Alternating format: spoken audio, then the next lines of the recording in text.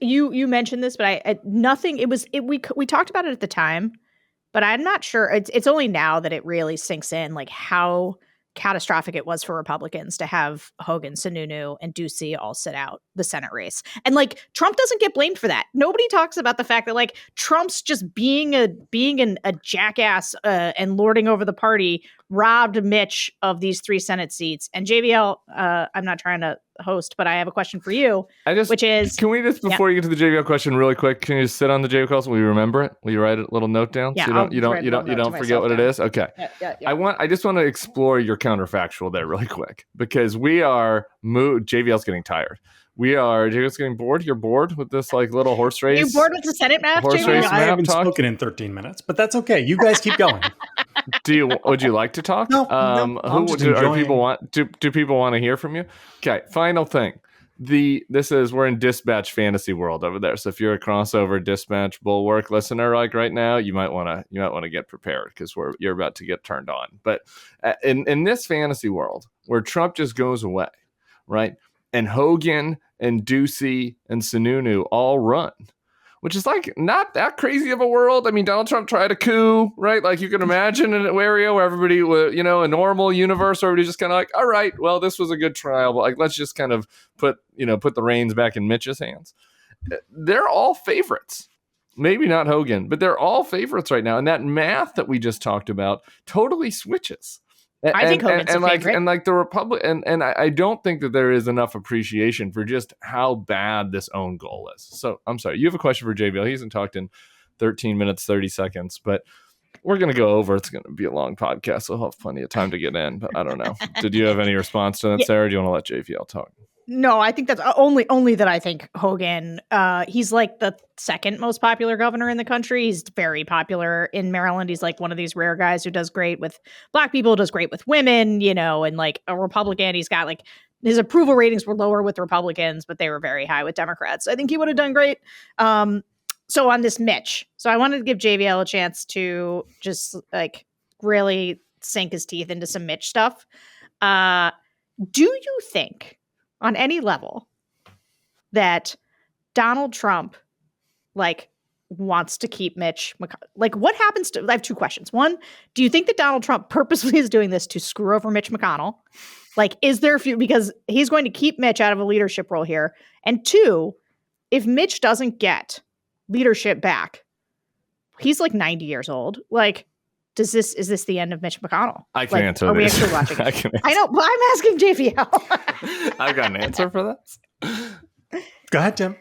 No, I'm fucking joking. It was a bit. It was a bit. Go. No, I don't think Trump is doing it on purpose, but I do think Trump would like to have Mitch's scalp, right? One way or another, either because they take the majority and then he pushes somebody else to run as a stalking horse, or because they fail to take the majority, right? I mean, come 2024, both McCarthy and McConnell will be gone, I think, from leadership positions.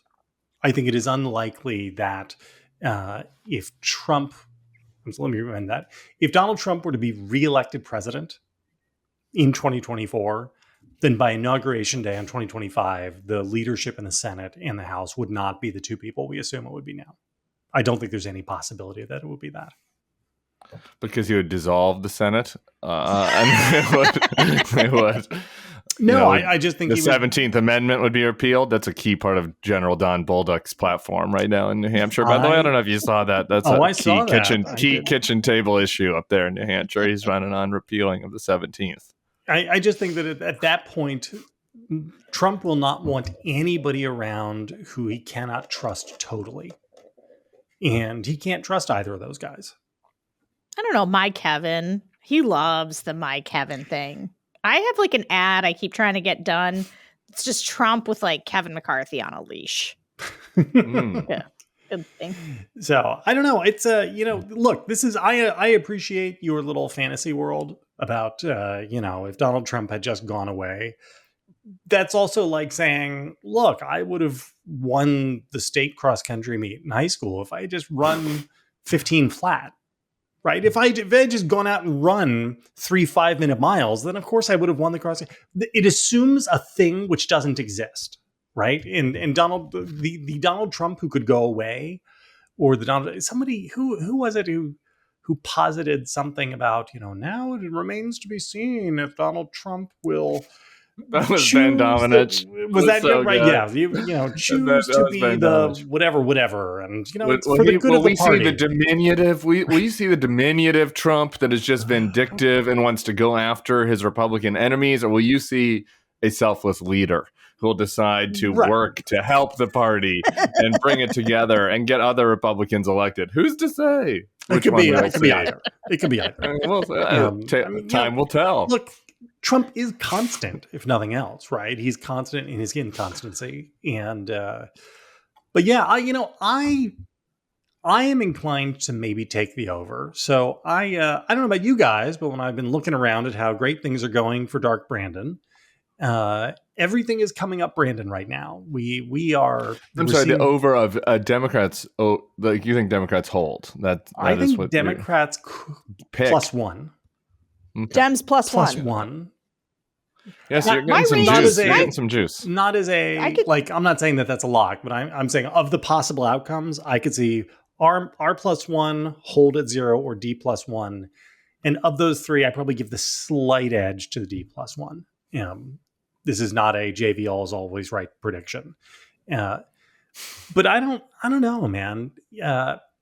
Everything is going in the right direction for Biden right now. And you know what?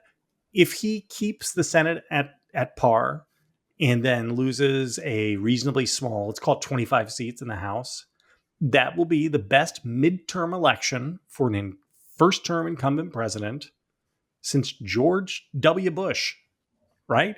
And George W. Bush had 9/11 to help him. Like, one more time, it will be Joe Biden is just doing well by all the objective measures, and yet people go around going, he can't run for re-election.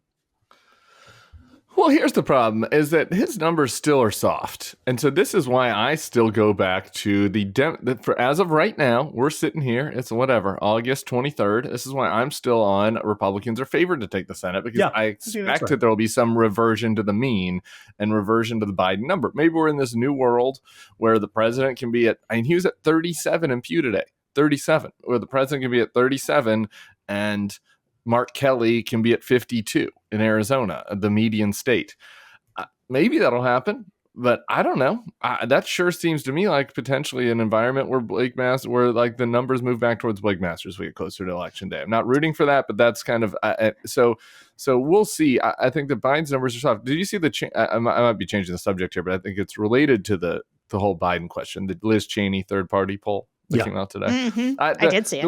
Obviously, it showed that Tim and JVL and Sarah, but mostly Tim, are always right when it comes to how stupid third parties are, and that no matter how conservative the third party. I guess we co-authored the one with Justin Amash, so we Tim did co-author it. Nobody hates third parties as much as I do. Okay, I'm sorry. Tim and Sarah are equally right. JVL's also right. The next level is always right about third parties. But anyway, no matter how conservative it is, I mean, Liz Cheney is like, as unappealing as you could possibly imagine a person's profile is to the average Democrat, you would think. Even, this is not a Kinzinger situation or somebody that's a moderate. She took in this trial run 11 points off of Biden. 11 points off Biden. And 0 off of Trump. Okay, so one thing that does is reaffirm. Well, okay, right. One thing that does is reaffirm something that we all know are right. Okay, about how third parties are, about the realignment, the red dogs, blah. Okay. The interesting thing is the 11.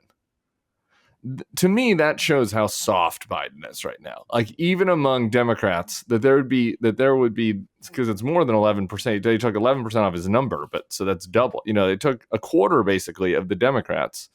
Doing some quick math there, are like, yeah, I'll take Liz Cheney. A quarter of Biden voters are like, I'll take Liz Cheney over Biden. I just think that tells you where Biden is right now as far as looking ahead to the reelection. Maybe things change. Has a good midterm, blah blah blah. But you cannot pretend like he does not have very soft numbers among swingy and even Democratic regulars to the point that he could lose a quarter of his support to Liz Cheney.